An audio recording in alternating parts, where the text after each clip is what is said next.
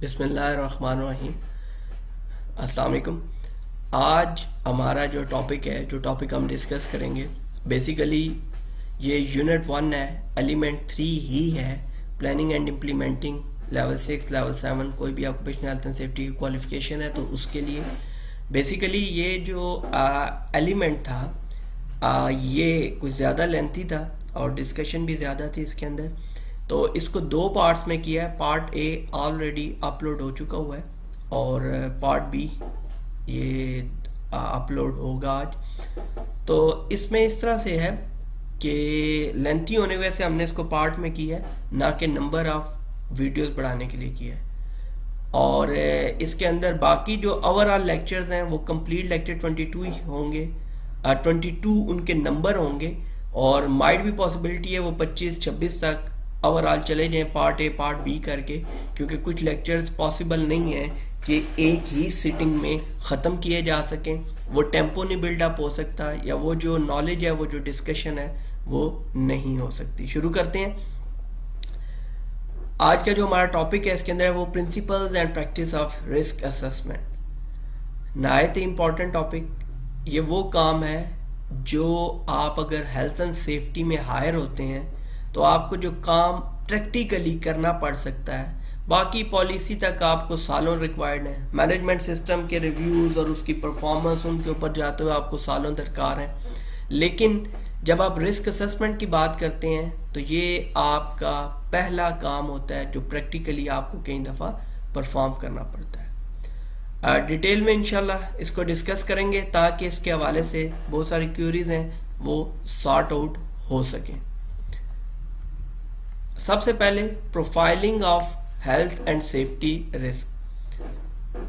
हम risk profiling करते हैं। रिस्क प्रोफाइलिंग है क्या? The process used to determine risk hazard as well as controlling measure to manage and eliminate such risk. Core actions to be taken. Top management of the organization must be fully aware of all the possible risks posed. Risks must be ranked in the order of importance along with the proposed measure to control them.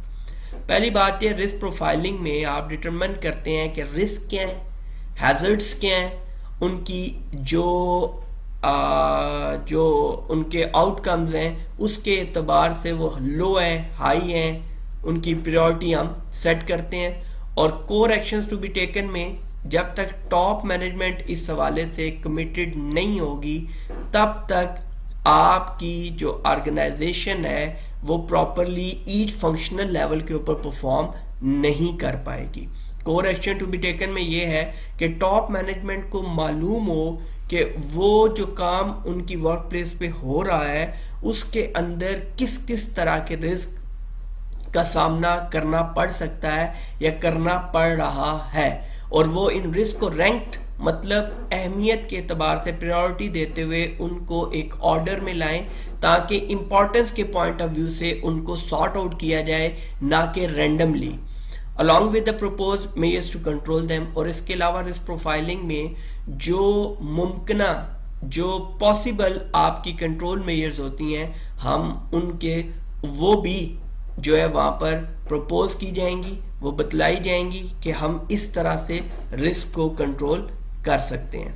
while assessing risk, जब आप risk assess कर रहे होंगे तो क्या होगा, health and safety risk should not be focused only, rather all the contributory factors must be considered including quality, environmental and asset damage। मैंने जिस तरह आपको पहले बताया ISO स्टैंडर्ड्स का जब हम टॉपिक डिस्कस कर रहे थे तो मैंने आपको बताया था कि वहाँ पर भी ISO 45001 के साथ जो स्टैंडर्ड्स हमें रिक्वायर्ड थे या जो स्टैंडर्ड हमें हेल्प आउट करते हैं वो 9001 क्वालिटी मैनेजमेंट और 14001 इन्वायरमेंटल मैनेजमेंट के, और उसके अलावा एसिड डैमेज के ऊपर हम बात करते हैं। तो असेसिंग रिस्क करते हुए आपने इस चीज़ को फोकस करना है कि सिर्फ और सिर्फ आप हेल्थ एंड सेफ्टी रिस्क की बात ना करें बल्कि और भी ऐसे कंट्रीब्यूटरी फैक्टर्स कि जिनकी वजह से आपकी हेल्थ एंड सेफ्टी जो है वो मुतासिर हो सकती है आप उनको भी मद्देनजर रखेंगे।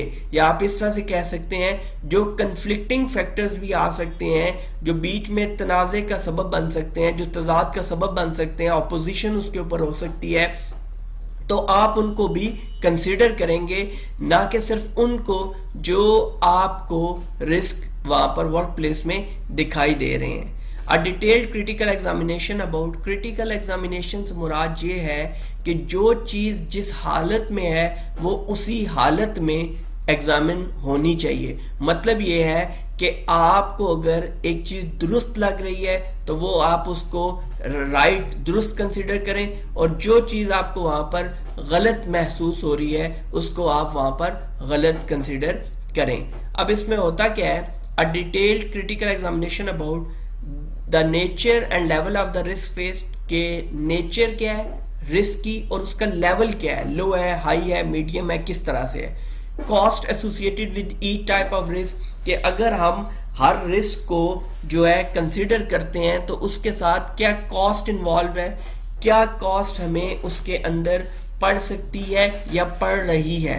इफेक्टिवनेस ऑफ कंट्रोल्स क्या है, जो हमने कंट्रोल मेजर्स डिसाइड किए हैं, प्रपोज किए हैं, उन कंट्रोल मेजर्स में जान कितनी है, उन कंट्रोल मेजर्स में सकत कितनी है कि वो हमारी जो रिस्क कंट्रोल है, हमारी वर्क प्लेस को सेव कर सकते हैं by controlling the risk. The chances of happening adverse effects कितने हैं, कि बदतरीन असरात के पैदा होने के इम्कानात क्या हैं, और लेवल ऑफ डिस्ट्रप्शन के रुकावटें वगैरह रुक कितनी बार सकता है, और उसमें हमें कामयाबी ना हो इसके इम्कानात क्या है। रिस्क असेसमेंट के टॉपिक को मजीद आगे जाने से पहले हम हैजर्ड्स को डिस्कस करेंगे कि हैजर्ड्स बेसिकली क्या है, एनी सब्सटेंस मटेरियल और human activity which has potential to cause harm. कोई भी ऐसा सब्सटेंस है, कोई भी मटेरियल है, कोई भी ऐसी ह्यूमन एक्टिविटी है जिसके अंदर ये सकत है, सकत पोटेंशियल जो वर्ड है वो सकत ताकत से निकला है, और ये मैं कंप्लीट कर लूं फिर मैं इसका बताता हूँ ये वर्ड डिराइव कहाँ से हुआ। अच्छा, which has any substance material or human activity which has potential to cause harm, कोई भी ऐसी चीज, कोई भी ऐसा मटेरियल, इक्विपमेंट या इंसानी फेल, इंसानी अमल, एक्ट जिसकी वजह से आप जो है आपको कोई जो नुकसान पहुंचाने की सकत रखता है उसको हम हैजर्ड बोलेंगे।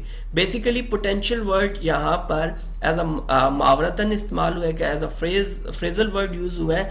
बेसिकली पोटेंशियल वर्ड होता है किसी भी चीज़ की ताकत। ये बेसिकली टाइप्स ऑफ एनर्जी में आता है कि एनर्जी की दो टाइप्स हैं, एक काइनेटिक एनर्जी, एक पोटेंशियल एनर्जी। हम इंसानों के अंदर काइनेटिक एनर्जी है जो हम अपनी मर्जी से मूव कर सकते हैं। जानदारों में काइनेटिक एनर्जी होती है, ये चेयर, ये सोफा, ये टेबल, इसके अंदर पोटेंशियल एनर्जी होती है कि जब तक आप इसको मूव नहीं करेंगे ये अपनी जगह बाआसानी नहीं छोड़ेंगे। तो इसी तरह पोटेंशियल का जो फ्रेजल वर्ड वहां यूज हुआ है उसका मतलब ये है कि उसके अंदर सकत है, उसके अंदर ताकत रखता है कि वो कोई नुकसान पहुंचा सके, तो उसको हम हैजर्ड बोलेंगे। अब टाइप्स ऑफ हैजर्ड्स की अगर हम बात करें तो दो तरह के मेनली, जो आप अगर ये टाइप ऑफ हैजर्ड जो है ना, इनके आप ये कह सकते हैं कि इनके इम्पैक्ट के एतबार से है। ये जो टाइप्स ऑफ हैजर्ड्स हैं ये कैटेगरी के एतबार से नहीं है, इनके इम्पैक्ट के, ये असरअंदाज कैसे होती हैं उस हवाले से ये दो टाइप्स ऑफ हैजर्ड्स हैं, एक एक्यूट हैजर्ड्स, एक क्रॉनिक हैजर्ड्स। एक्यूट हैजर्ड्स वो होते हैं, acute hazards are those that have an obvious and immediate impact, slippery floor is an example.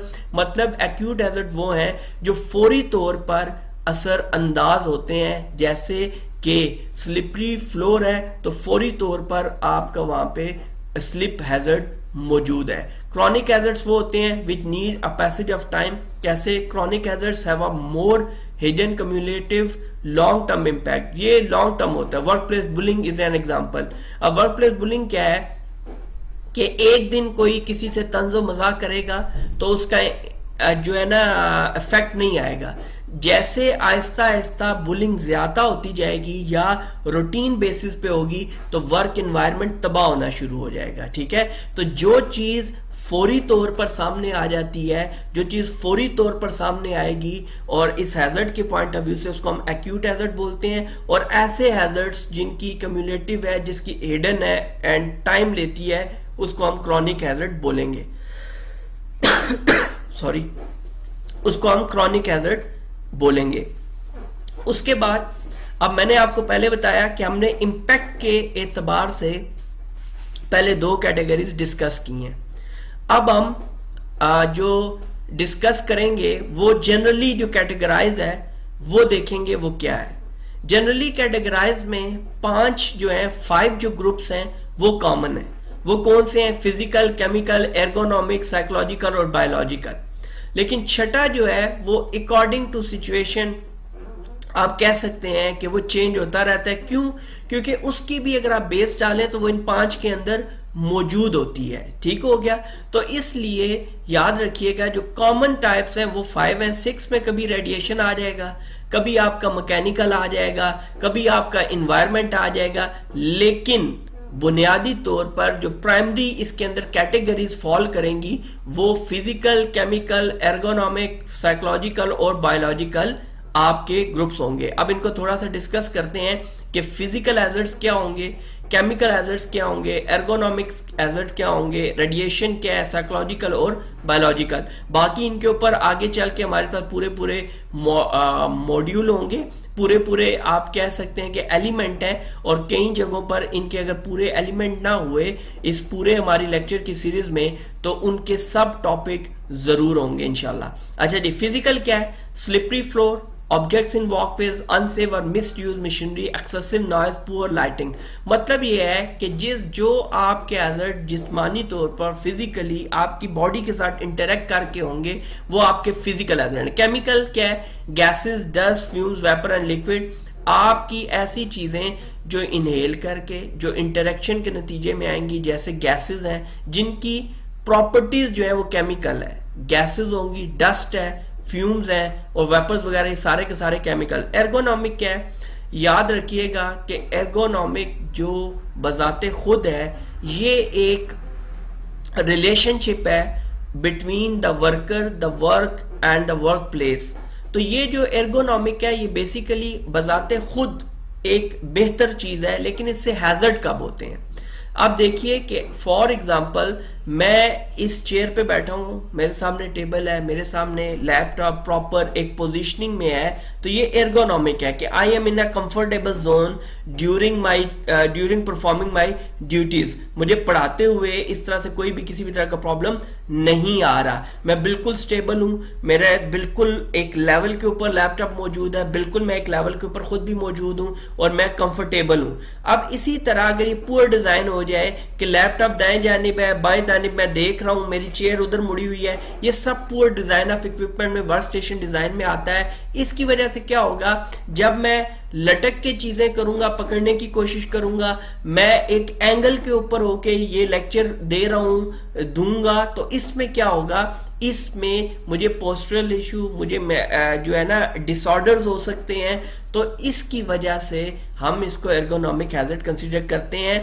बजाते खुद जो एर्गोनॉमिक है वो अगर implement properly good design of equipment पे करें तो बजाते खुद बेहतरीन चीज है। इसी तरह जिस तरह केमिकल का यूज कई जगहों पर फायदेमंद है, लेकिन उसके साथ उसके हैजर्ड्स उसके मिस यूज की वजह से हैं, ना कि उसकी वजह से। ठीक हो गया जी। तो इसी तरह एर्गोनॉमिक्स का भी यही सिनेरियो। देन रेडिएशन शुआएं। रेडिएशंस बेसिकली दो तरह की हैं और इनके ऊपर हम बड़ी डिटेल में डिस्कस करेंगे, आयनाइजिंग रेडिएशन और नॉन आयनाइजिंग रेडिएशन। और उसकी जो एग्जांपल है microwaves, infrared, ultraviolet, lasers, X rays and gamma rays. इसके ऊपर पूरा टॉपिक इंशाल्लाह आगे हमारे पास मौजूद है। साइकोलॉजिकल, जी नफ्सियाती तौर पर जब आप मुतासिर होते हैं तो वो आपके हैजर्ड हैं, जैसे शिफ्ट वर्क है, वर्कलोड बहुत ज्यादा है, डीलिंग विद द पब्लिक है, वो पब्लिक जो है फिर वो समझ नहीं रही है, हरासमेंट है वर्क के ऊपर कि आपको इस तरह की हरासमेंट का सामने है, और उसके बाद डिस्क्रिमिनेशन है, तजलील की जा रही है वर्क प्लेस के ऊपर आपके काम की वजह से, थ्रेट ऑफ डेंजर है कि किसी भी वजह से आपको कोई खतरा या खदशा किसी भी तरह का वो हो सकता है। Constant low level noise stress, हर वक्त शोर है वहां पर वर्क प्लेस पे, स्ट्रेस है, ज़हनी तनाव है, तो ये तमाम तर चीजें साइकोलॉजिकल हैजर्ड्स में आएंगी। बायोलॉजिकल क्या है? Infection by bacteria, virus, fungi और parasites through a cut, insect bite or contact with infected persons or contaminated object, contaminated आलूदा। अच्छा, बायोलॉजिकल क्या होंगे? बायोलॉजिकल के अंदर तभी जो चीज़ें होती हैं, बैक्टीरिया हो गए, वायरसेस हो गए, इन चीज़ों को की वजह से जो आपको डिजीजेज हो सकती हैं इंटरेक्शन के नतीजे में, तो उनको हम बायोलॉजिकल हैजर्ड्स बोलेंगे, जिसके नतीजे में हमें कोई नुकसान पहुंचता है। अब जी रिस्क क्या है? Factors that influence the degree और लाइक्लीहुड ऑफ रिस्क आर, वो कौन से अनासिर हैं, वो कौन से फैक्टर्स हैं जो इन्फ्लुएंस कर सकते हैं किस चीज को, कि लाइक्लीहुड ऑफ रिस्क क्या है, डिग्री ऑफ रिस्क हमारे पास क्या है। अब इसमें तीन चीजें, the nature of the exposure, कि एक्सपोजर किस लेवल का है, उसमें हमें क्या, किसमें हम क्या कर रहे हैं और किस तरह से मुतासिर हो सकते हैं। How much a person is expose to a hazardous thing और condition, example several times a day और वंस अ ईयर। उसके बाद how the person is expose, और पर्सन का इंटरेक्शन कैसे हो रहा है, क्या वो इनहेल कर रहा है, स्किन कांटेक्ट है, तो ये भी एक फैक्टर होता है जो हमें कंसीडर करना पड़ता है during this process. The severity of the fact, for example कि उसका आउटकम क्या है। ठीक है, हमने जो लो लेवल पे हमने देखा कि किस तरह से होता है रिस्क, तो वहां पे हमने डिस्कस किया कि लाइक्लीहुड और कंसीक्वेंस। ठीक हो गया। अब जब हम आहिस्ता आहिस्ता ऊपर की जानिब आ रहे हैं, लेवल 6 में आ रहे हैं, तो सिर्फ लाइक्लीहुड कंसीक्वेंस पे बात नहीं बनेगी, बल्कि रिस्क के अंदर इन तीन चीजों का कॉम्बिनेशन होता है। पहला, नेचर क्या है, होने के इम्कानात क्या है। ठीक हो गया। दूसरा कि आपका इंटरेक्शन कैसा है रिस्क के साथ। ठीक है, ये नहीं कि लाइक्लीहुड होने के इम्कानात भी हैं, सेवेरिटी भी है, उसकी शिद्दत भी है, उसके कंसीक्वेंस भी हाई है, लेकिन लाइक्लीहुड उधर पड़ी है, कंसीक्वेंस उधर पड़ा है, तो वो कैसे नुकसान दे सकता है। तो इसके लिए ये चीज मैटर करती है कि पर्सन एक्सपोज कैसे हो रहा है। मतलब ये है कि पर्सन का इस रिस्क के साथ इंटरेक्शन किस तरह से हो रहा है। नेक्स्ट, रिस्क असेसमेंट आ गया जी, बैकबोन है आपके occupational health and safety management system की, बहुत ही important topic. Risk assessment is a term used to describe the overall process or method where you, अब रिस्क असेसमेंट पूरा एक प्रोसेस है, और इस टर्म को हम अब डिफाइन करें तो इसके अंदर भी तीन चीजें आती हैं। पहली, identify hazards and risk factors that have the potential to cause harm, hazard identification. Second, analyze and evaluate the risk associated with that hazards. पहली चीज है कि हम हैजर्ड्स को और रिस्क फैक्टर्स को आइडेंटिफाई करें, हैजर्ड आइडेंटिफिकेशन करें, देन हम एनालिसिस करें इन रिस्क का, इनकी एवेल्युएशन करें कि ये किस नोयत का हमें नुकसान इन रिस्क से, इन हैजर्ड से हो सकता है, या इन हैजर्ड से हमें बेसिकली रिस्क किस किस तरह के हैं, एसोसिएटेड हैं, और उनका हमें सामना करना पड़ सकता है। Determine appropriate ways to eliminate the hazard or control the risk when the hazard cannot be eliminated, risk control।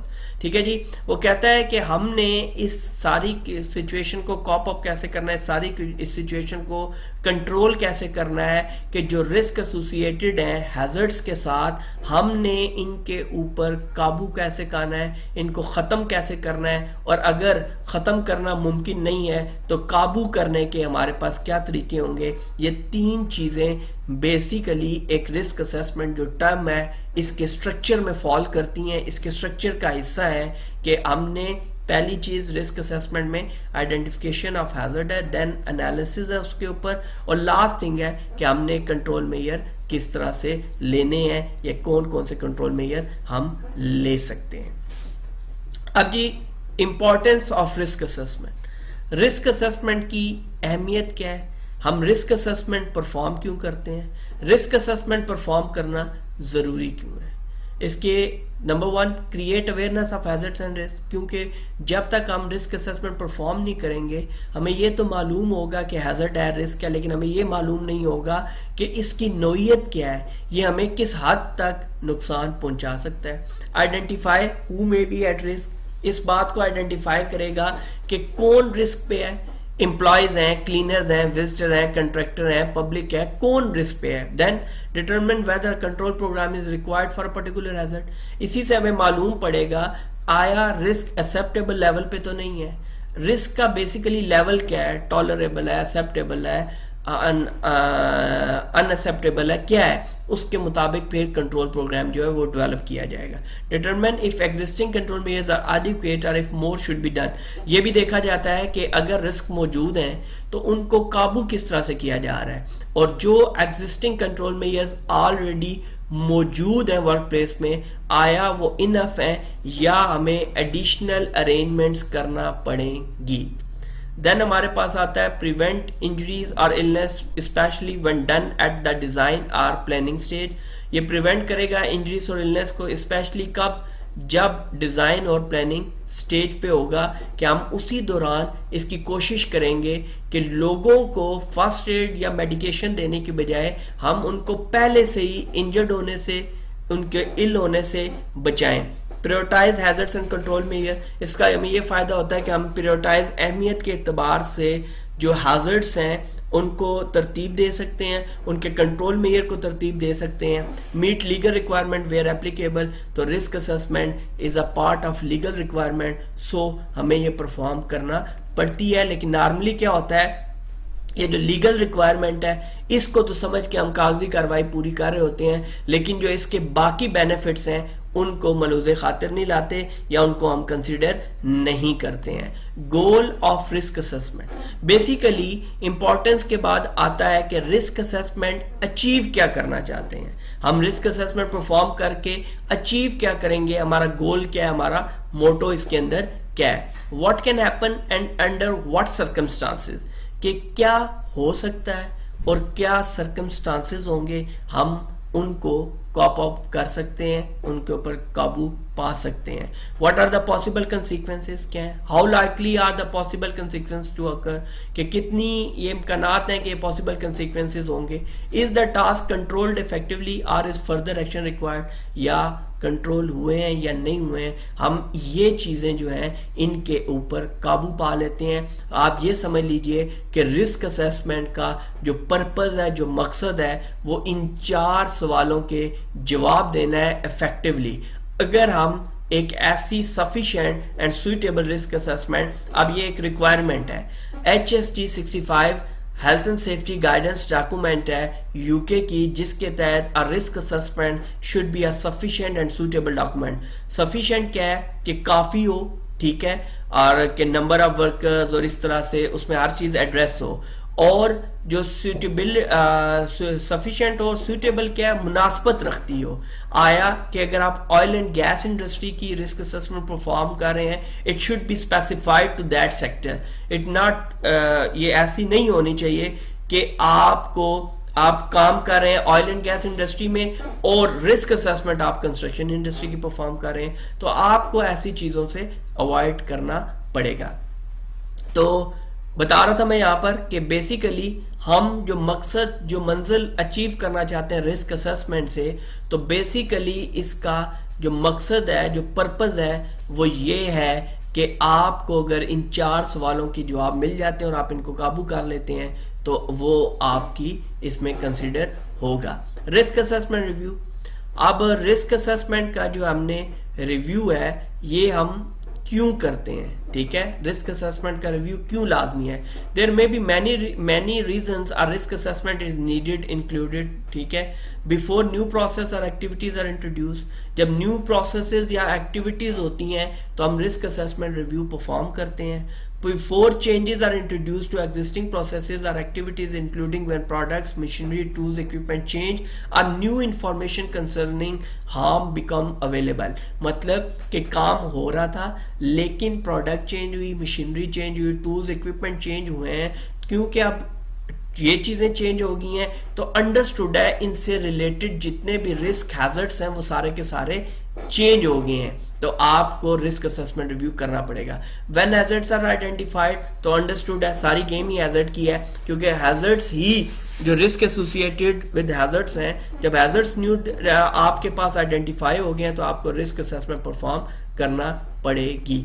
अब risk assessment plan, risk assessment plan क्या होता है कि हम किसी भी चीज को, जब हमें कहा जाता है रिस्क असेसमेंट परफॉर्म करें, लो लेवल पे कंपनी का अगर नंबर इतना बड़ा नहीं है, या कंपनी का आप ये कह सकते हैं कि कंपनी इतनी बड़ी नहीं है, या एक्टिविटी की नेचर इतनी एडवर्स नहीं है, तो आप बगैर किसी ऑर्डर के, बगैर किसी तरतीब के, बगैर किसी प्लानिंग के रिस्क असेसमेंट परफॉर्म करके इंप्लीमेंट भी कर देते हैं।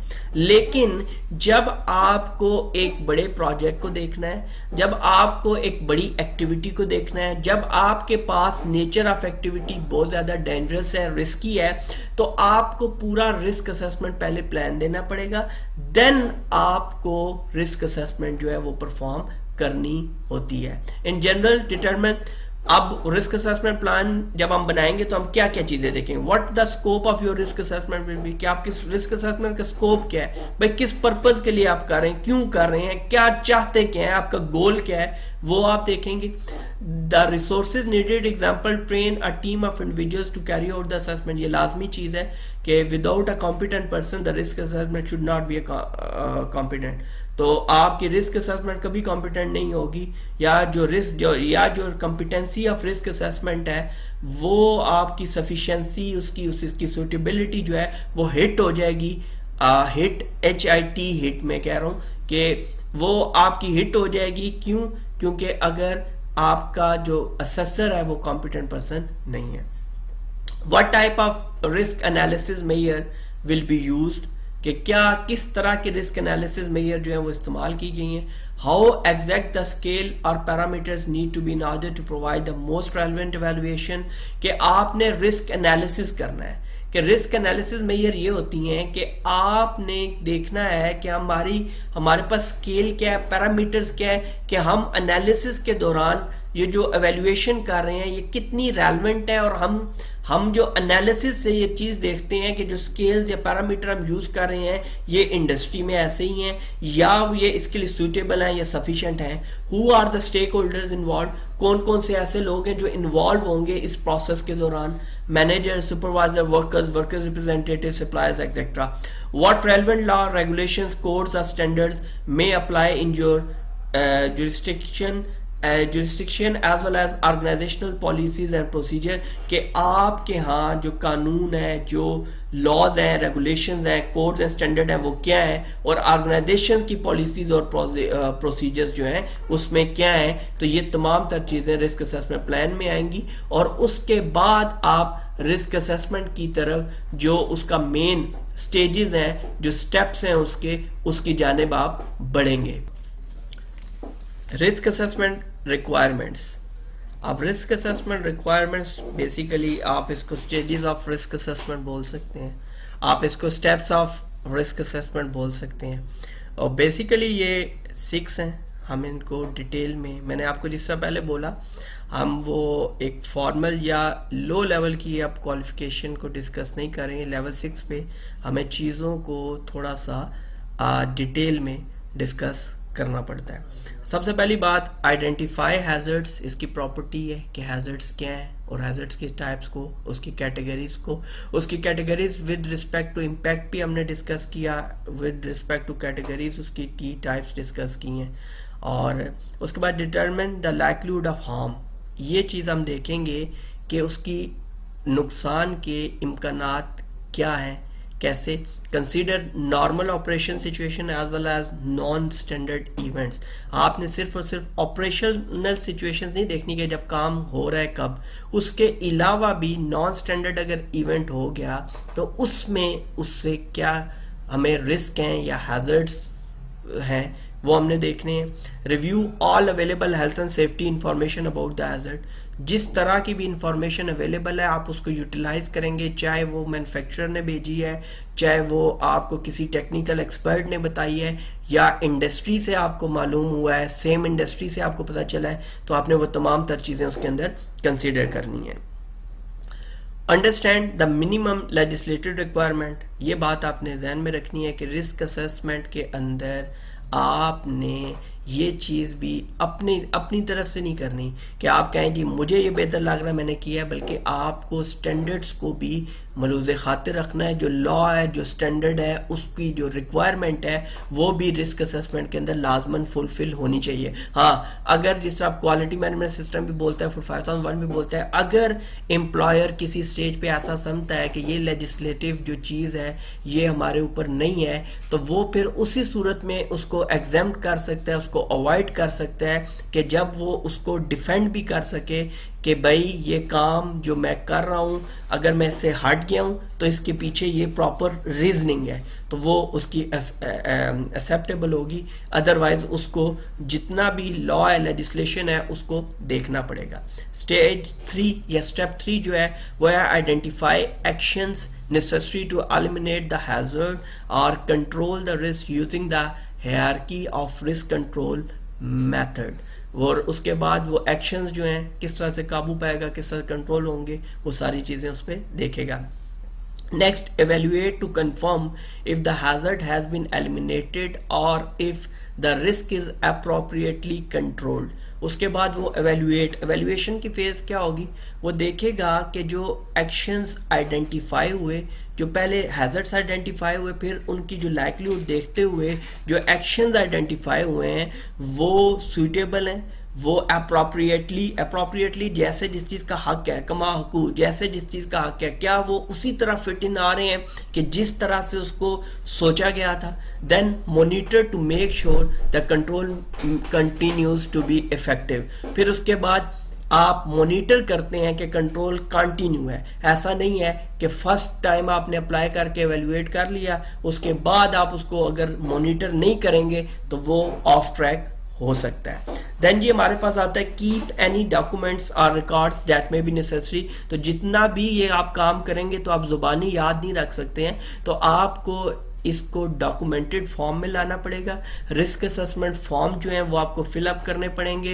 वो रिस्क असेसमेंट फॉर्म जो है वो डेटेड भी हो, उसके ऊपर जिस बंदे ने रिस्क असेसमेंट परफॉर्म किया उसका नाम भी लिखा हो, उसकी डेट हो, उसके साइन हो, ताकि मालूम हो सके कि रिस्क असेसमेंट किसने और कब परफॉर्म की है और ये कब तक हमारे लिए जो है वो इफेक्टिव रहेगी। इसके बाद एडिशनल रिक्वायरमेंट देखें, पहली जो है वो उसकी मेन स्टेजेस हैं, मेन स्टेप्स हैं जो 6 हमने डिस्कस किए। अब रिस्क असेसमेंट की एडिशनल रिक्वायरमेंट क्या हो सकती हैं, या आप ये कह सकते हैं कि रिस्क असेसमेंट परफॉर्म करते हुए आपको मजीद क्या चीजें कंसीडर करनी पड़ती हैं या करनी चाहिए। आप the methods and procedures used in the processing, use, handling and storage of the substance के methods क्या होंगे, procedures क्या होंगे। और एक तो होता है ना कि एक substance है उसका रिस्क एसोसिएटेड विद हैजर्ड हैं उसके, ठीक है, लेकिन वो जिन प्रोसेस में यूज हो रहा है वो मेथड्स क्या होंगे, वो प्रोसीजर क्या होंगे उसके यूजेज के। Then the actual and the potential exposure of workers क्या है, the measure and procedure necessary, the measures and procedure necessary to control such exposure by means of engineering controls, work practices and hygiene practices and facilities। मतलब कि जो procedures हैं सिर्फ और सिर्फ उस अब प्रोडक्ट सब्सटेंस की बात नहीं है, जो मेजर्स ली गई हैं, जो प्रोसीजर्स हैं वो भी प्रॉपरली कंट्रोल्ड होने चाहिए। The duration and frequency of the task, how long and how often a task is done. Duration क्या है, फ्रीक्वेंसी क्या है टास्क की, और कितनी देर का काम होता है, कितनी बार होता है, कितनी रफ्तार से होता है, तो ये तमाम तर चीजें उसके अंदर आएंगी। और उसके बाद लोकेशन क्या है कि फॉर एग्जांपल सेम सब्सटेंस है, सेम इक्विपमेंट है, सेम नेचर ऑफ वर्क है, लेकिन एक चीज आपकी एक मेन एरिया से रिमोट एरिया में चली जाएगी तो उसके हैजर्ड्स चेंज हो जाएंगे। फॉर एग्जांपल पहले ट्रांसपोर्टेशन की जरूरत नहीं थी, अब ट्रांसपोर्टेशन उसके अंदर ऐड अप हो गई है, तो इस तरह से आपको ये चीजें देखनी पड़ती है। और इसके अलावा इंटरनल लोकेशन भी इसके अंदर मैटर करती है कि एक्टिविटीज किस जगह पे परफॉर्म हो रही हैं। उसके बाद मजीद जो हम चीजें देखते हैं उसमें हमारे पास आती है machinery, tool, material etcetera that are used in the operation and how they are used, ठीक हो गया। Any possible interactions with other activities in the area and if the task could affect others, example cleaners, visitor। तो ये हम देखेंगे कि machinery और tool material में हम ये देखेंगे कि भाई कौन सा परमानेंट है, कौन सा टेम्पररी है, किस नेचर के साथ मौजूद है। फिर उसके बाद इंटरेक्शन कि लोग कौन कौन से हैं जो इन एक्टिविटीज के दौरान हम देखेंगे कि परमानेंट पीपल कौन है और टेम्पररी के कुछ लोग ऐसे होते हैं, वर्कर्स होते हैं जो टाइम टू टाइम कभी कभार आते हैं, ठीक है। कुछ वर्कर्स ऐसे होते हैं उनका काम डे फर्स्ट से एंड प्रोजेक्ट तक होता है। तो इस तरह से the life cycle of the product, process और service, example design, construction, user decommissioning etc। Education and training worker ने क्या रिसीव की है, how a person would react in a particular situation, और कोई ऐसी सिचुएशन आ जाती है तो वर्कर कैसे बिहेव करेगा। तो आप इसको रिलेट कर सकते हैं कॉम्पिटेंस के साथ, मतलब कोई सिचुएशन ऐसी आ जाती है तो उसकी क्या पोजीशनिंग हो है, उसकी क्या एबिलिटी है कि वो सिचुएशन को काबू कर सके, वो सिचुएशन को कंट्रोल कर सके। ये वो चीजें जो रिस्क असेसमेंट में शामिल हैं। तो ये हमने रिस्क असेसमेंट को डिस्कस किया। अब हम डिस्कस करेंगे preventive and protective control measures. मतलब ये है कि हमने देखा रिस्क क्या है, रिस्क असेसमेंट क्या है, हैजर्ड्स क्या है, उनकी कैटेगरीज क्या है, उनकी टाइप्स क्या है, फिर जो आपकी रिस्क असेसमेंट है इसकी इंपॉर्टेंस क्या है, इसके गोल्स क्या है, रिस्क असेसमेंट का प्लान क्या होता है, और रिस्क असेसमेंट की स्टेजेस क्या हैं जो हमने परफॉर्म करनी होती हैं। और उसके अलावा एक रिस्क असेसमेंट परफॉर्म करते हुए सिर्फ आपने स्टेप्स या स्टेजेस को नहीं देखना होता, बल्कि आपने उसके अंदर उससे मौजूद, उससे रेलेवेंट बाकी इंफॉर्मेशन को भी, एडिशनल रिक्वायरमेंट्स को भी देखना होता है। तब ही आप इस काबिल हो सकते हैं कि आप एक suitable and sufficient risk assessment perform कर सकें। अब जी आ गया preventive and protective control measure कि सब काम हो गए हैं, एवेल्युएशन होगी, रिस्क आइडेंटिफाई हो गए, कंट्रोल मेजर अब हमें डिसाइड करने हैं कि प्रिवेंटिव या प्रोटेक्टिव कंट्रोल मेजर्स क्या हो सकते हैं। अब इसमें हमारे पास जो आती हैं चीजें, इसमें 5 बेसिकली जो हायरार्की है रिस्क कंट्रोल की वो 5 के ऊपर है, ठीक है। वो 5 किन के ऊपर है, अब उस पे अगर आप चलते हैं तो मोस्ट इफेक्टिव हैजर्ड कंट्रोल अगर आप लेते हैं तो सब्स्टिट्यूशन है, एलिमिनेट द हैजर्ड है, और इंजीनियरिंग कंट्रोल्स हैं, ठीक हो गया। लीस्ट इफेक्टिव हैजर्ड कंट्रोल में आए तो वर्क प्रैक्टिस है, एडमिनिस्ट्रेटिव कंट्रोल है, पर्सनल प्रोटेक्टिव इक्विपमेंट है। अगर हम इसमें देखें मोस्ट इफेक्टिव सब्स्टिट्यूशन क्या है कि आप किसी चीज को दूसरी चीज के साथ बदल दीजिए, या एलिमिनेट द हैजर्ड कोई ऐसी एक्टिविटी है जो मैनुअल है वो आप उसको मशीन पे ले जाते हैं, आप उसको मुकम्मल तौर पर खत्म कर दें। उसके बाद हमारे पास आते हैं इंजीनियरिंग कंट्रोल्स के, इंजीनियरिंग टेक्निक्स यूज करते हुए आप वर्क प्लेस को सेफ एंड सिक्योर बनाएं। लीस्ट इफेक्टिव हैजर्ड कंट्रोल्स क्या होते हैं कि वर्क प्रैक्टिस एडमिनिस्ट्रेटिव कंट्रोल है कि लोगों को हैजर्ड से दूर रखा जाए, बैरियर क्रिएट किया जाए, इंटरेक्शन को रोका जा सके। और सबसे आखिर में पर्सनल प्रोटेक्टिव इक्विपमेंट, इसके ऊपर आपने मेरी एक बात समझ लेनी है कि personal protective equipment PPE work place में एंटर होते हुए एक मैंडेटरी चीज है, एक मैंडेटरी चीज है, लेकिन याद रखिएगा ये अपनी इंपॉर्टेंस के एतबार से या हैजर्ड कंट्रोल के अंदर इफेक्टिवनेस के एतबार से आखिरी दर्जे पे है। मतलब ये है कि पहननी है आपने, ये मैंडेटरी है, लेकिन ये लास्ट रिजॉर्ट पे है। इसका मतलब ये है कि एज अ कंट्रोल मेजर आप इसके ऊपर रिलाय नहीं कर सकते, ज्यादा रिलाय नहीं कर सकते। ज्यादा रिलाय ना करने की वजह यह है कि कोई भी ऐसा कंट्रोल जिसका इन्हिसार वर्कर पे है, इंसान पे है, वो लीस्ट इफेक्टिव है। क्यों? अब एडमिनिस्ट्रेटिव कंट्रोल में आपने लोगों को बैरियर लगा दिया है कि भाई इधर आगे नहीं जाना, जिसने शॉर्टकट लगानी है वो उसके अंदर से घुसेगा, तो आप उसको कैसे वो कर सकते हैं। इसी तरह पर्सनल प्रोटेक्टिव इक्विपमेंट आपने कहा जी मैंडेटरी है, सेफ्टी हेलमेट, वो साइड पे भी बैठा 5-10 मिनट के लिए जूस पीने के लिए हेलमेट उतार दिया, ऊपर से एक्टिविटी हुई, इसका फोल्डिंग क्लैप्स कर गई, वो फड़क गया। अब आपने करना क्या है कि आपने उस कंट्रोल मेजर को पहले लेना है जो ज्यादा इफेक्टिव है। आप उस कंट्रोल मेजर की तरफ बाद में जाएंगे, लीस्ट इफेक्टिव है। तो इस कंफ्यूजन को क्रिएट होने से पहले पहले मैंने आपको ये पॉइंट क्लियर कर दिया है कि personal protective equipment work place पे एंटर होने वाले हर बंदे के लिए मैंडेटरी रिक्वायरमेंट है, लेकिन ये as a control measure rely के एतबार से, इसके ऊपर इन्सार के एतबार से ये आखिरी दर्जे पे है, ये आखिरी स्टेज के ऊपर है। नेक्स्ट आगे चलते हैं जी, आगे सेफ सिस्टम्स ऑफ वर्क। अब वो चीजें हमने डिस्कस की हैं, अब हम देखते हैं कि SSOW क्या है, सेफ सिस्टम ऑफ वर्क क्या है, ये सेफ सिस्टम ऑफ वर्क काम कैसे करते हैं। एक फॉर्मल प्रोसीजर है जी, which results from systematic examination of a task in order to identify all the hazard. और ए सिस्टमैटिक एग्जामिनेशन होता है जिसके अंदर हम आइडेंटिफाई करते हैं तमाम तर हैजर्ड्स के हैं, तमाम तर रिस्क हैं उनको। When is a safe system of work needed? हमें सेफ सिस्टम ऑफ वर्क कब रिक्वायर्ड है? पहली तो बात यह है कि हम अपनी मर्जी के वो कंट्रोल मेजर्स लगा लेंगे, वो कंट्रोल मेजर्स असाइन कर लेंगे, उन कंट्रोल मेजर्स को अप्लाई कर देंगे। फिर इसमें कई ऐसे काम आते हैं जिनको हम सेफ सिस्टम ऑफ वर्क में कंसीडर करेंगे। अब सेफ सिस्टम ऑफ वर्क हमने कब जरूरत है, कब हमें दरकार है? क्लीनिंग एंड मेंटेनेंस ऑपरेशन के दौरान, making changes to work layout, materials used और वर्क मेथड, उसके अलावा हार्ड वर्क एक्टिविटीज के लिए, employees working away from base और वर्किंग अलोन, अकेले काम कर रहे हैं या बेस से दूर चले गए हैं, ब्रेक डाउन और इमरजेंसीज, कोई भी ऐसी हंगामी सूरत हाल पैदा हो गई है, आपकी जो ऑपरेशंस हैं वो सडनली रुक गए हैं, controlling activities of contractor on your premises. और सेफ सिस्टम ऑफ वर्क कब देंगे? जब बीइंग क्लाइंट आपने कंट्रैक्टर्स हायर किए, वो आपके प्रीमिसेस पे परफॉर्म कर रहे हैं, तो आप उनको अलाइन रखने के लिए, उनको कंट्रोल करते हुए आप safe system of work develop करके उनको देंगे। Loading, unloading and movements of vehicle में आप इन सारों को देखेंगे। अब याद रखिएगा 5 steps to a safe system of work. अब होता क्या है कि बहुत सारी कंफ्यूजन ये पैदा होती है कि जी ये रिस्क असेसमेंट से सेम है। अब इस स्टेज पे मैं इसलिए ये बात क्लियर कर रहा हूं कि इस स्टेज तक पहुंचते पहुंचते तो ये कॉन्सेप्ट क्लियर होगा लोगों का, लेकिन फिर भी अगर किसी का नहीं है तो वो क्लियर हो सके।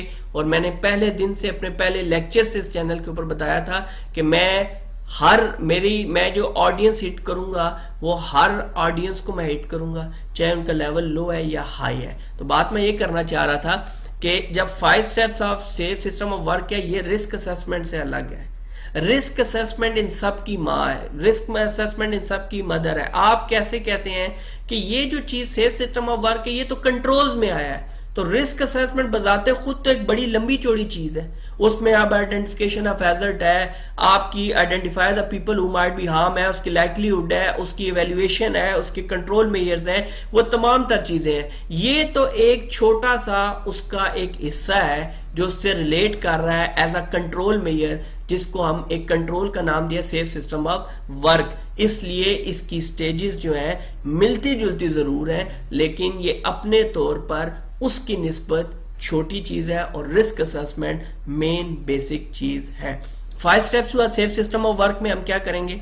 सबसे पहले असेस द टास्क। कि हम असेस द टास्क का है, देखें इसने पूरा असेस द वर्क नहीं बोला। आपके पूरे काम में जो ऐसी एक्टिविटीज हैं, जो ऐसे टास्क हैं जो आपने वर्क ब्रेकडाउन स्ट्रक्चर के तहत तोड़ लिए हैं, छोटे कर लिए हैं, आप टास्क को असेस करेंगे, आइडेंटिफाई करेंगे उसके अंदर हैजर्ड्स क्या हैं, डिफाइन सेफ मेथड्स देंगे, इंप्लीमेंट करेंगे वो मेथड, उसके बाद मॉनिटर करेंगे आया ये मेथड हमारे काम कर भी रहे हैं या कि नहीं। अब पहली स्टेज क्या है? Assessing the task.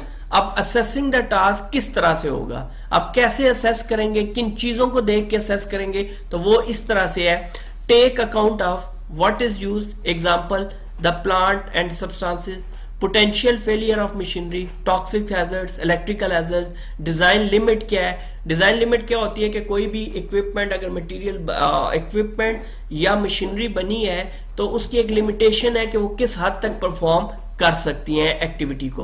Risk of inadvertently operating automatic controls हैं, वो फौरन से खुदकार तरीके से चल सकते हैं। हु डज व्हाट, एग्जांपल कौन क्या करेगा, डेलीगेशन क्या है, किसको क्या काम असाइन किया गया, ट्रेनिंग कितनी दी गई है, फॉर्सिबल ह्यूमन एरर्स क्या है कि नजर आ रहा है कि ये गलती इंसान कर सकते हैं। कई दफा होता है ना, आप काम कर रहे होते हैं, आप कहते हैं मुझे पता था ये गलती तुम लोग जरूर करोगे, तो वो जो होता है वो फॉर्सिबल ह्यूमन एरर्स होंगे। शॉर्टकट्स हैं, ability to cope in an emergency, और आपके अंदर या किसी इंडिविजुअल के अंदर ये सख्त होना कि ये ताकत रखना कि वो इमरजेंसी को किस तरह से हैंडल करेगा, मैनेज करेगा। उसके अलावा असेसिंग द रिस्क में where the task is carried out, example hazard in the workplace, problems caused by weather conditions or lighting, hazards from adjacent processes or contractors etcetera, how the task is done, काम कैसे हुआ, the procedures, potential failure in work methods, lack of foresight of infrequent events, कि आपकी lack है, देखा नहीं जा रहा, चीजें आप किस तरह से परफॉर्म कर रहे हैं, इनफ्रीक्वेंट इवेंट्स हैं, कोई फ्रीक्वेंसी नहीं है, दिल किया कभी कर लिया कभी ना किया, इस तरह से ये प्रॉब्लम क्रिएट करेगा।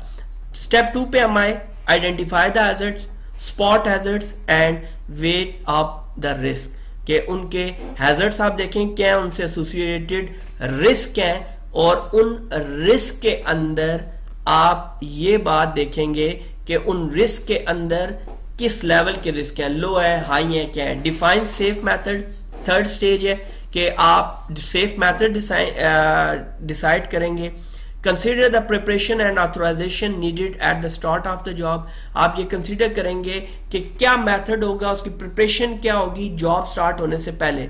Ensure clear planning of job sequences, specify safe work methods, include means of access and escape if relevant, ये इमरजेंसी की सूरत में है कि अगर उसको भागना पड़ जाता है या उसने पहुंचना कैसे है, एस्केप तो भागने की सूरत में होगा, पहुंचना ये है कि बहुत सारी ऐसी जगह होती हैं जैसे कन्फाइंड स्पेसेस होगी, ट्रेंच हो गए, जहां पे एक्सेस और एस्केप जो रूट है उनका भी बहुत ज्यादा प्रॉब्लम होता है, तो उनको कंसिडर किया जाता है।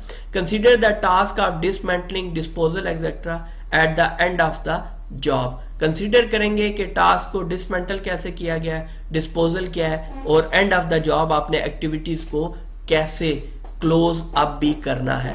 परमिट टू वर्क शुड, अब ये आगे आ गया परमिट टू वर्क PTW, जो कि आपको किसी भी ऐसी वर्क प्लेस में जहां पे नेचर ऑफ जो एक्टिविटी है वो हैजर्डस है, किस सेंस में, हार्ड वर्क है, working on live electrical wires हैं, इससे रिलेटेड और ऐसे ऑपरेशंस जिनमें नेचर ऑफ हैजर्ड या जो एक्टिविटी की नेचर है वो हैजर्डस है या वहां पर रिस्क ज्यादा है, तो वहां पर हम PTW permit to work system जो है वो अडॉप्ट करते हैं। और अब ये कंट्रोल मेयर का एक control measure safe system of work है, और उसका आगे एक जो पार्ट है वो permit to work system PTW system है। अब इसके अंदर आप 5 चीजें करेंगे। Number 1, define the work to be done, आप इसमें देखेंगे कौन सा काम आपने करना है।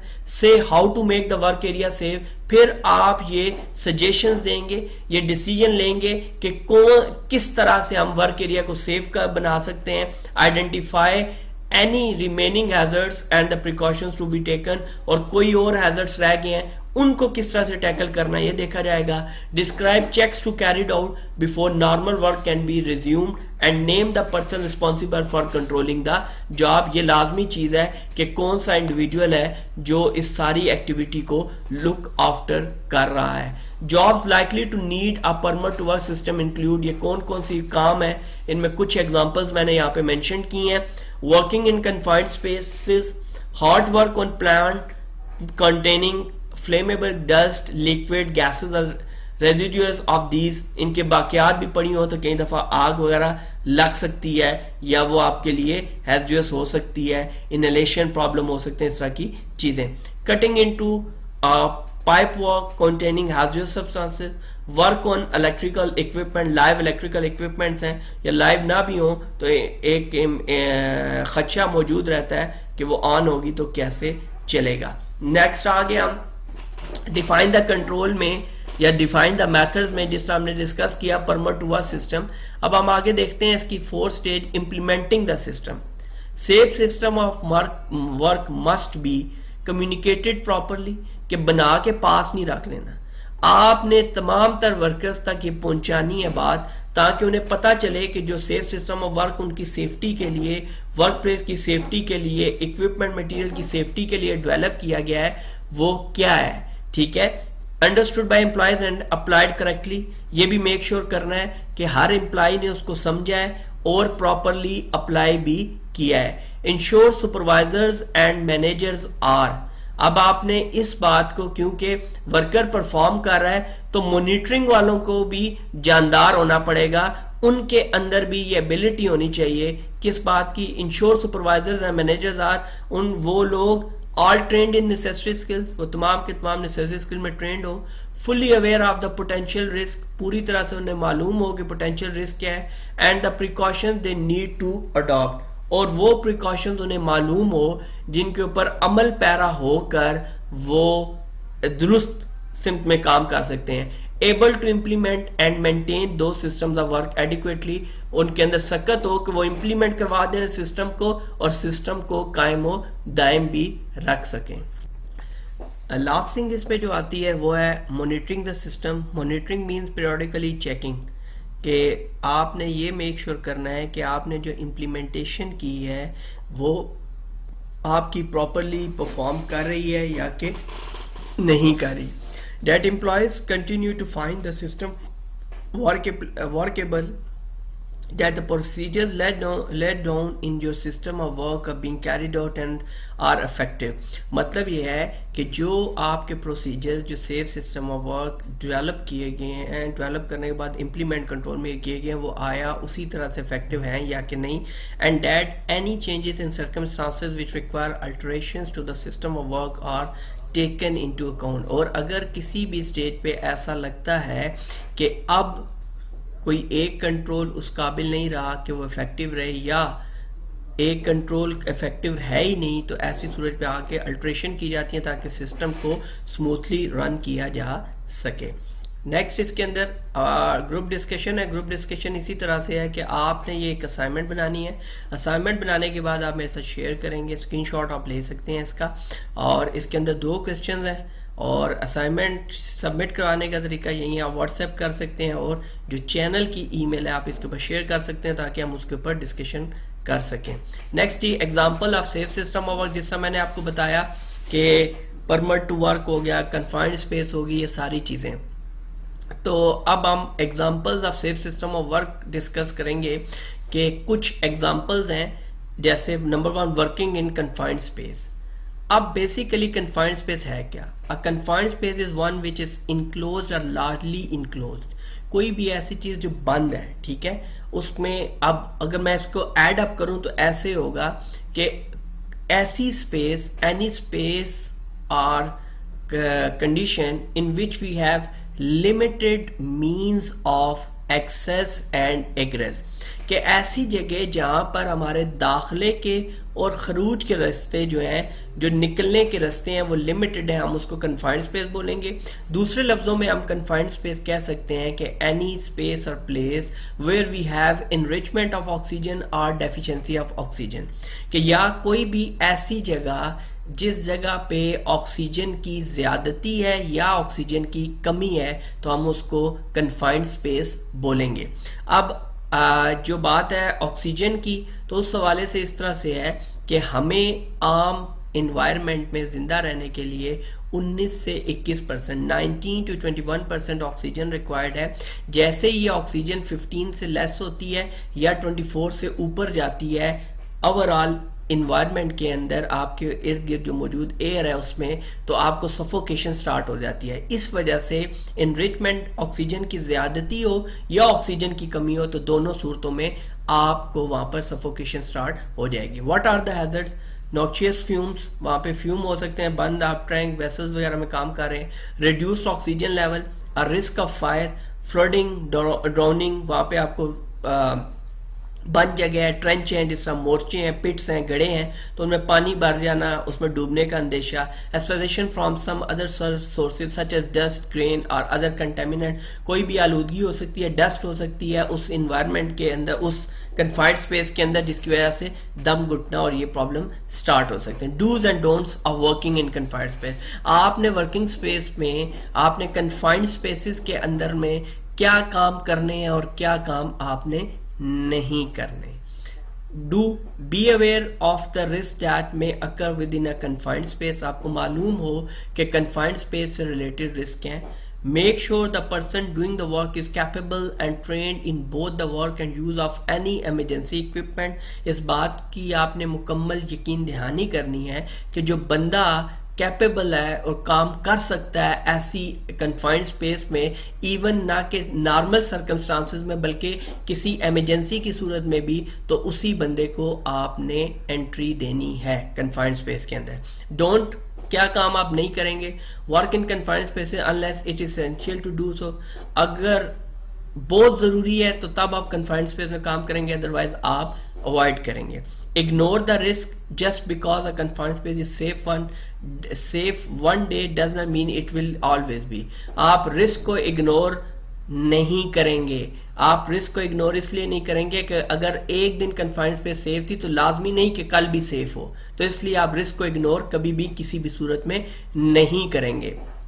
Let others enter a confined space until you are sure it's safe to do. आप दूसरों को भी कन्फाइंड स्पेस में तब दाखिल होने देंगे जब आप समझेंगे कि ये महफूज है. आप कन्फाइंड स्पेस के हवाले से डिफरेंट लॉज हैं, डिफरेंट रेगुलेशंस हैं वो आपके, जिनको अब इसमें क्या है कि कुछ रेगुलेशंस ऐसे भी जो मशीनरी के पॉइंट ऑफ व्यू से हैं, क्योंकि बहुत सारी जो कम्प्लेक्स मशीनरीज होती हैं उनके अंदर भी maintenance activities, even working activities में ऐसी जगह बन जाती हैं जो कन्फाइंड स्पेस होती हैं. तो उसके हवाले से लॉज क्या हैं और किस तरह से रेगुलेशंस मौजूद हैं. The law confined spaces regulation 1997, other legislation में अप्लाई, और भी इसके रेलेवेंट जो कानून होंगे वो इसके ऊपर implement होंगे depending on where the confined space is situated or on the task being carried out. For example, confined spaces within machinery. अब confined spaces अगर मशीनरी में होंगी तो उसके ऊपर आपके पास war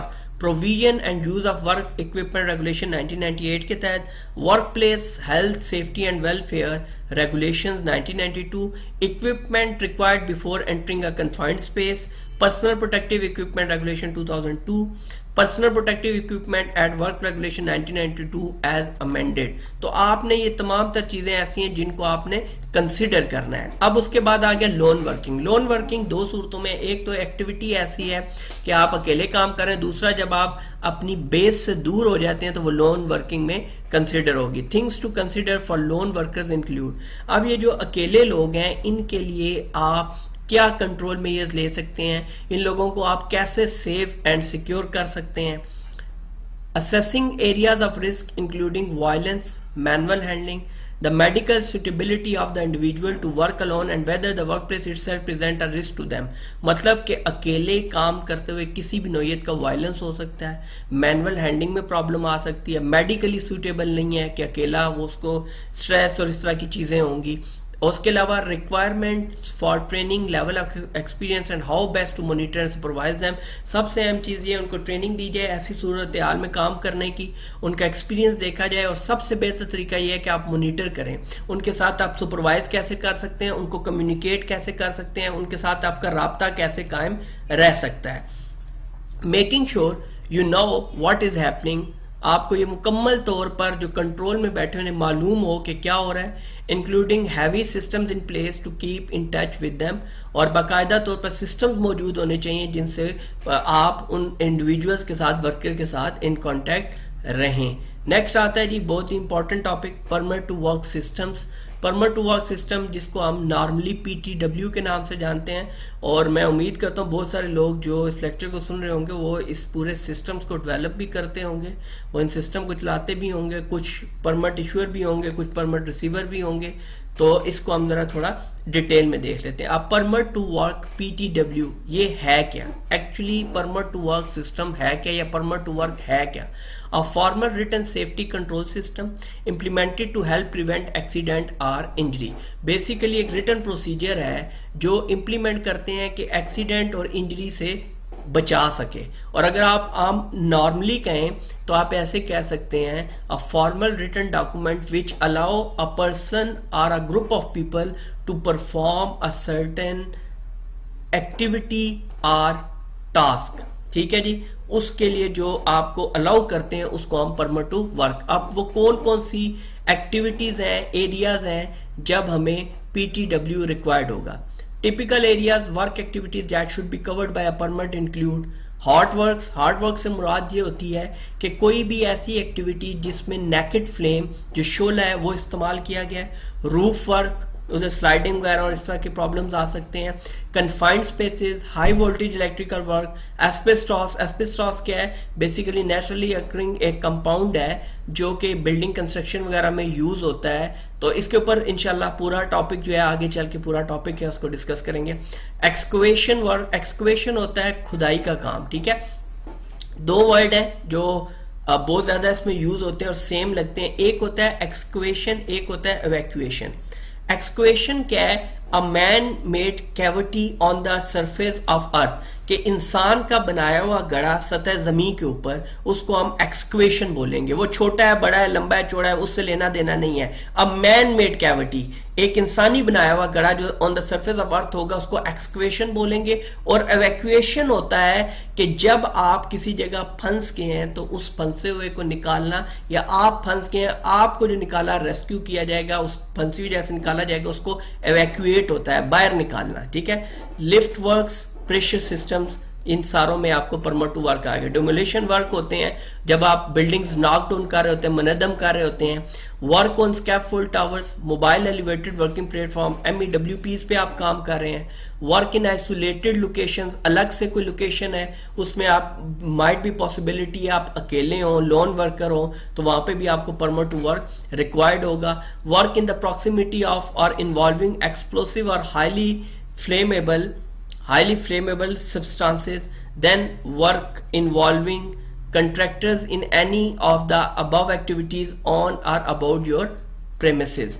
जो है आप इसमें कोई भी ऐसी कंट्रैक्टर वगैरह इन्वॉल्व है तो ऐसे प्रेमिसेस में आप ये एक्टिविटीज को इसके अंदर कंसीडर करेंगे। अब जी की पॉइंट्स क्या हैं प्रेमिसेस के ऊपर अंदर काम करते हुए, ठीक हो गया। Any person in control of a premises could be required to enforce the use of permit to work। ये वो चीजें हैं जो बीइंग वर्क प्लेस में आपने मेक श्योर करनी होती हैं। HSE ऑफिसर, HSE मैनेजर, जो भी आपका डेजिग्नेशन है सेफ्टी के पॉइंट ऑफ व्यू से, अगर आप मैनेजमेंट का पार्ट है तो आपने ये चीजें मेक श्योर करनी है। सिर्फ आपके PTW का इशू हो जाना बड़ी बात नहीं है, बल्कि इन तमाम तर चीजों को आप कंसिडर करेंगे। Any person in control of a premises could be required to enforce the use of a permit to work। Permits should only be issued by a competent person, कि इनका इशूअर जो है वो competent person होना चाहिए। A permit should be task specific and the necessary risk assessment and method assessment will need to be done। कि permit जो है ये स्पेसिफिक टास्क के लिए होना चाहिए और इसके लिए जितनी भी रिस्क असेसमेंट या वर्क मेथड स्टेटमेंट्स रिक्वायर्ड हैं वो लाजमन मौजूद हों, वो हेल्प आउट करेंगी इस परमिट टू वर्क को इफेक्टिव होने में। Permits should not be transfer to other people or companies. Understood है, आप कभी ट्रांसफर नहीं कर सकते हैं, आप कभी इसको टेम्पर नहीं कर सकते हैं, आप कभी इसका काम जो है वो चेंज नहीं कर सकते हैं। Any safety precaution required should be done prior to work commencing। और जितनी भी आपने सेफ्टी प्रिकॉशंस लेनी है with accordance to permit to work, तो वो आपने काम शुरू होने से पहले लेनी है। The authorizing person should only sign and date the permit। जो ऑथोराइजिंग पर्सन है वो ऑथोराइज करते हुए, इशू करते हुए उसको साइन करेगा और अपना जो है वहां पर डेट मेंशन कर देगा। If risk are too high, for example because of bad weather conditions और dangerous structure, then a permit should not be issued. अगर वो देखा यह जा रहा है कि सर्कमस्टांसेस ऐसे हैं कि जो एक्टिविटी है वो इनहेरेंटली इतनी रिस्की है, तो उस सूरत में परमिट टू वर्क भी इशू नहीं किया जाएगा। मतलब कि जो कंडीशंस ऐसी हैं जिनमें मुमकिन ही नहीं है काम करना, तो उनका परमिट टू वर्क किसी भी सूरत इशू नहीं किया जाएगा जब तक कि वर्किंग कंडीशंस या जो इन्वायरमेंट है वो नॉर्मल नहीं हो जाता। When operating several permits at once, a permit register should be used to prevent conflict in work activities। Each permit should have a unique reference number। जब आप एक से ज्यादा ऐसी हाई रिस्क एक्टिविटी परफॉर्म कर रहे हैं और परमिट जो है परमिट्स जो है वो एक से ज्यादा है तो वहां पर परमिट रजिस्टर होगा, जिससे पता चलेगा कि कौन सा परमिट किस पर्पस के लिए, किस इंडिविजुअल को या किस ग्रुप ऑफ पीपल को, किस कंट्रैक्टर को इश्यू हुआ है, ताकि किसी भी तरह का कंफ्लिक्ट वहां पर काम के दौरान पैदा ना हो सके। All permit should be retained by the authorising person. वो तमाम तर परमिट जो होंगे वो ऑथराइजिंग पर्सन के पास होंगे और वही उन्हीं चीजों को देखेगा। कंट्रोल में ये रूफ वर्क में टेस्टिंग रूफ फ्रेजिलिटी। अब आप क्या करेंगे, ये जो कंडीशन है परमिट वर्क, अब उसमें क्या है, अगर आप रूफ वर्क की बात करते हैं, टेस्टिंग रूफ फ्रेजिलिटी के रूफ छत जो है वो कितनी पुख्ता है, ठीक है, उसको देखते हुए आप edge protection, prevention of falls of material object, personal protective equipment, atmospheric monitoring, isolation, emergency procedure, adequate means of access, आप वहां तक पहुंच कैसे सकते हैं। हार्ड वर्क किस तरह से कंट्रोल होगा, good house keeping, use of protective curtains, all hard work equipment should be regularly maintained and inspected, ensure a competent person visit the area after the hard work has finished to ensure that no smoldering embers और hard surface remain. मतलब ये है कि आपने permit to work दिया, activity हुई, activity perform करने के बाद इंडिविजुअल ने आके कहा जी ये परमिट अपना आप वापस रख लें, जिसने रिसीवर था परमिट रिसीवर, उसने परमिट इश्यूअर को, ऑथराइज पर्सन को वापस किया जी एक्टिविटी होगी है ओके, तो वो जो ऑथराइज पर्सन है वो वहीं बैठे बैठे ओके नहीं करेगा, बल्कि वो वर्क प्लेस में जाएगा और देखेगा कि आया वर्क प्लेस वापस अपनी नॉर्मल कंडीशन में आई है या कि नहीं है। उसके बाद डिसीजन लिया जाएगा कि अब जनरल वर्कर को या जो पब्लिक है जिसका भी वहां से यूजेज है वो वहां पर दाखिल हो सकती है। Provision of suitable fire extinguisher, ensure that sprinklers if installed are isolated and reactivated after the work.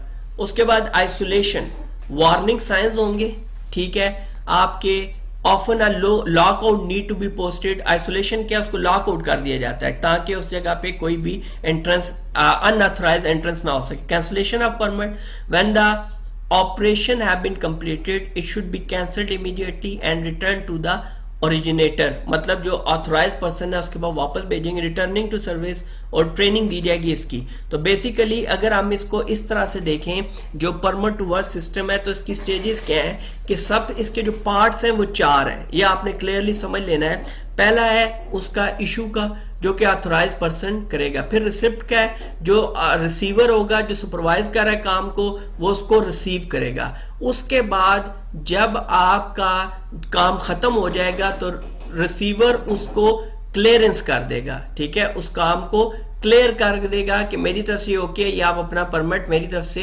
Activity complete है, वर्क प्लेस नॉर्मल कंडीशन में आ गई है। तो उसके बाद वो ऑथराइज पर्सन ये तमाम तर चीजें मेक श्योर करेगा कि एक्टिविटी परफॉर्म हो गई है, वर्क प्लेस अपनी ओके कंडीशन में आ गई है, तो वो कैंसिलेशन ऑफ परमिट कर देगा ताकि उसको दोबारा किसी नई एक्टिविटी के लिए इस्तेमाल ना किया जा सके। अच्छा, अब इसमें एक और है, थोड़ी सी कंफ्यूजन होती है कि extension is a part of permit to work system, तो ऐसा नहीं है। Extension part of permit to work system नहीं है। आपको जब एक्सटेंशन लेनी पड़ती है तो उसमें भी जो अब कोई कहेगा कि ऐड हो जाता है, ऐसा नहीं है। जो इसका लॉ है, जो इसका एक सीक्वेंस है, या जो इसका प्रॉपर प्रोसीजर है वो ये है कि एक्सटेंशन होने की सूरत में भी क्या होगा कि दोबारा होगा कि एक्टिविटी वही है, डेट टाइम सब कुछ, जो इशूइंग अथॉरिटी है, जो इशूइंग ऑथराइजिंग पर्सन है, वो उसको दोबारा से ट्रिप्लिकेट फॉर्म में निकालेगा और सेम प्रोसीजर होगा। और एक्सटेंशन में ऐसा नहीं हो सकता कि वर्कर को वो कहे नहीं तुम कर दो, खैर है 2 घंटे का काम है 3 का, ऐसा कभी भी नहीं आपने करना। अगर वहां पर आपने परमिट टू वर्क को टेम्पर कर दिया है और कोई एक्सीडेंट हो जाता है तो you are the responsible person, तो इसलिए कभी भी आपने एक्सटेंशन इस तरह से नहीं लेनी। आगे इमरजेंसी प्रोसीजर, तो सबसे पहली बात यह है कि इमरजेंसी होती क्या है, ठीक है। इमरजेंसी क्या है, बेसिकली आपकी एक ऐसी सडन या सर्टेन सिचुएशन या कंडीशन होती है इन विच वी नीड रेस्क्यू और एवैक्यूएशन। मतलब ये है कि कोई भी ऐसी हालत या सूरत हाल पैदा हो जाती है कि जिसके अंदर हमें मदद की जरूरत है, एक ऐसी कंडीशन है जिसमें वर्कर्स हैं वो फंस के हैं, उनको निकालने की जरूरत है, तो हम उसको इमरजेंसी कहते हैं। अब उसको हैंडल करने के लिए हमें मुख्तलिफ चीजें देखनी पड़ती हैं। वो मुख्तलिफ चीजें क्या हैं? An emergency plan is a written set of instructions must provide for the following. अब ये जो है पूरा सेट ऑफ इंस्ट्रक्शंस है और वो किस तरह से है? Emergency procedure including an effective response to an emergency, एक एवैक्यूएशन प्रोसीजर्स कि वहां से जो लोग फंस के उनको बाहर कैसे निकाला जाएगा, इस कंडीशन से कैसे आउट हुआ जाएगा, notifying emergency service organisations at the earliest opportunity, जितनी भी सर्विसेज हैं, फॉर एग्जांपल आप हेल्प के लिए फायर की, पुलिस की और रेस्क्यू की जो सर्विसेज हैं आप उनको कॉल करेंगे। मेडिकल ट्रीटमेंट एंड असिस्टेंस, लेकिन ये फर्स्ट एड लेवल तक होती है क्योंकि उसी जगह पे हॉस्पिटल तो हो नहीं सकता कि बड़ी एक्टिविटीज को, तो लोगों को मेडिकेशन वहां पे फर्स्ट एड प्रोवाइड की जाएगी, उसके बाद उनको मूव किया जाएगा। एंड इफेक्टिव कम्युनिकेशन, और इफेक्टिवली कम्युनिकेशन किससे होगी? वर्कर्स के घर वालों से होगी, टॉप मैनेजमेंट से होगी, एक्सटर्नल जो अथॉरिटीज उनसे। Testing the emergency procedure including the frequency of testing, test करेंगे कि आया जो इमरजेंसी प्रोसीजर्स हमने डेवलप किए हैं ये काम कर रहे हैं या कि नहीं। इंफॉर्मेशन, ट्रेनिंग एंड इंस्ट्रक्शन दी जाएगी उस पूरे सिस्टम के ऊपर ताकि उसकी इफेक्टिवनेस जो है वो हिट ना हो। Level of detail relevant factors to be consider, कि जब आप इमरजेंसी प्रोसीजर डेवलप करेंगे या इमरजेंसी आपका जो रिस्पांस प्लान है आप डेवलप करेंगे तो आप इन फैक्टर्स को मद्देनजर रखेंगे। पहला क्या है? The nature of the work being carried out at the work place, के नेचर क्या वर्क की जो कैरी आउट हो रहा है उस वर्क प्लेस पे। The nature of the hazards at the work place, के हैजर्ड्स की नेचर क्या है जो वर्क प्लेस पे मौजूद है। The size and location of the work place, for example remoteness, proximity to health services, के वो साइज कितना है, कितने लोगों को सर्विस रिक्वायर्ड है, एरिया रिमोट कितना है, लोकेशन क्या है, तो ये तमाम तर चीजें मद्देनजर रखते हुए आप ये अरेंजमेंट्स करेंगे। The number and composition of the workers, for example employees, contractors and the other persons at the work place such as visitor. Examples of inclusion in an emergency plan, आपने एन इमरजेंसी प्लान में include practical information for workers such as. अब emergency response plan में आपने ये चीजें उसके अंदर शामिल करनी है। Emergency contact detail for key personnel, के इमरजेंसी हंगामी सूरत-ए-हाल पैदा होने के नतीजे में कौन से अहम लोग हैं, अहम मुलाजमीन हैं जिनसे राब्ता किया जाएगा। Contact details for local emergency services, a description of the mechanism for alerting people, आप लोगों को कैसे अलार्म सिस्टम है, किस सिस्टम के तहत आप लोगों को वहां पर इंफॉर्म करेंगे। उसके अलावा ये तो मैकेनिज्म है उन लोगों के लिए जो वहां पे मौजूद है उनको अलर्ट कैसे किया जाएगा। उसके बाद आपके पास मीडिया से आपकी बाकी जो लोग हैं, स्टेक होल्डर्स हैं, वर्कर की फैमिलीज हैं, उनको आप कैसे चीजों को कम्युनिकेट करेंगे।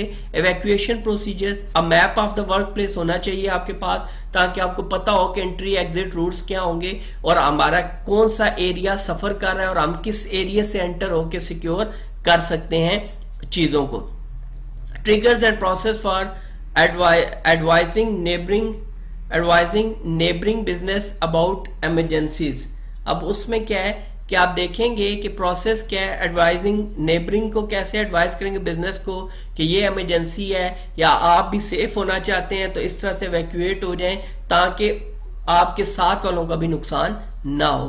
The post incident follow up process, कि आपने इंसिडेंट के बाद छोड़ नहीं देना, आपने देखना है कि इन्वेस्टिगेशन तो होगी लेकिन आप उसमें यह भी देखेंगे कि हमारा इमरजेंसी रिस्पांस प्लान कितना इफेक्टिव था, उसके क्या फायदे हुए, उसने कितने बड़े नुकसान से हमें बचाया, हमें कितना ज्यादा उससे फायदा हुआ है।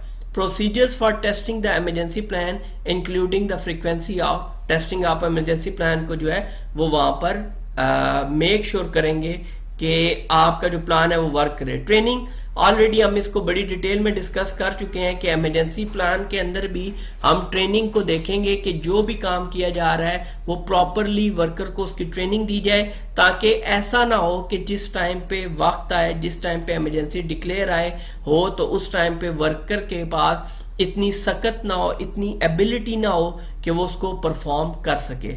उसके आखिर में रिव्यूइंग इमरजेंसी प्लान, हमें इमरजेंसी रिस्पांस प्लान को कब रिव्यू करना पड़ सकता है, कब हमारा इमरजेंसी प्लान जो है वो रिव्यू होगा, या वो कौन सी सूरत हाल पैदा हो सकती हैं, वो कौन सी कंडीशंस पैदा हो सकती हैं, वो कौन सी अपॉर्चुनिटीज पैदा हो सकती हैं कि जब हमें अपना इमरजेंसी रिस्पॉन्स प्लान जो है वो रिव्यू करना पड़ सकता है। When there are changes to the work place such as relocation or refurbishments, ये अगर रीलोकेशन है, रिफर्बिशमेंट है, दोबारा किस जगह पे आपने सिस्टम किया है तो तब आपको करना पड़ेगा। When there are changes in the number or composition of staff including in an increase in the use of temporary contractor, कि आप देख रहे हैं कि जो स्टाफ वहां पे मौजूद है, जो वर्क फोर्स वहां पे मौजूद है, उसको प्रॉब्लम हो सकता है, उसको इश्यूज हो सकते हैं, उसकी जो है अपना वर्क प्लेस के अंदर नंबर ऑफ वर्कर्स को इशू हो सकते हैं। तो वो अगर चेंज हो गए हैं, पर्सनल चेंज हो गए हैं, तो तब भी हमें इमरजेंसी रिस्पांस प्लान को देखना पड़ेगा। When new activities have been introduce, या जब कोई नई एक्टिविटीज जो है इंट्रोड्यूस करवाई जाएंगी तो इमरजेंसी रिस्पांस प्लान फिर भी रिव्यू होगा, क्योंकि न्यू एक्टिविटीज अपने साथ दोबारा से रिस्क हैजर्ड सब कुछ लाएंगे और सारा प्रोसीजर हमें नए सिरे से करना पड़ेगा।